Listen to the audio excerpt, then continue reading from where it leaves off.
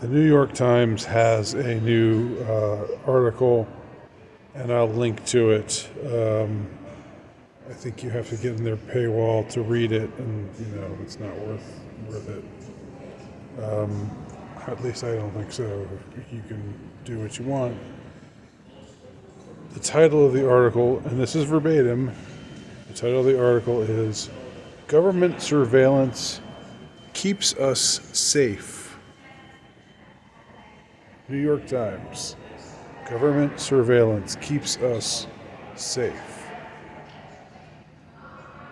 Maybe you have to be at least a certain age to understand the mindfuck of this. I'm not going to just call it irony. There's something more, something more dramatic with this. There's something more, more sinister, more insidious.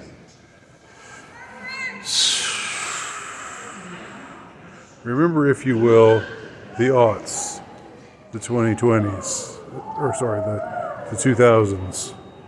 Remember the presidency of George W. Bush, and remember how he was, his administration was doing, wireless wiretapping or something like that. They were found to have just kicked up the surveillance state to unheard of degrees. Of course, passed the Patriot Act after 9/11 and all that. The New York Times back then was foursquare against these measures, and it complained about how the American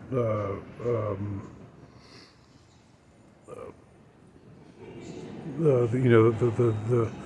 nation that was supposed to be conceived in liberty was becoming more and more Orwellian, and this was a constant refrain on the mainstream left during the 2000s, during the aughts. It was their biggest beef with George W. Bush and his administration, in addition to which is, of course, the Iraq War. They opposed him on both of those things. They were correct to oppose him on both of those things. Now, well, we see. I mean, I guess you can just. I guess the most I can say is this. Just there's some loudmouth talking nearby. Sorry about him. I'm in a public place.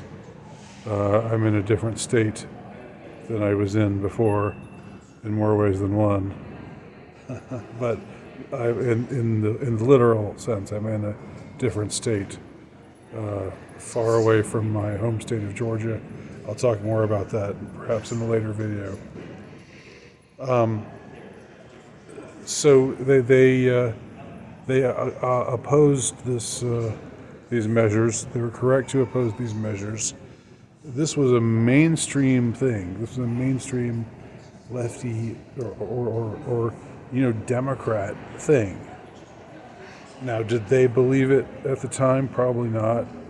They were probably just cynically, taking that position to try to curry favor with more libertarian-oriented voters, more anti-authoritarian members of the electorate, and so forth. But now we see they're all just one big happy. They're one big happy. The government spies on you, and their lapdog media, the so-called gray lady, the venerable newspaper of newspapers, the New York Times, runs interference for them, talks about how great it is that they're building the surveillance state and keeping us safe. The government is keeping us safe. So there you go. That's where it stands, and I'll link to the article below if you want to see it for yourself.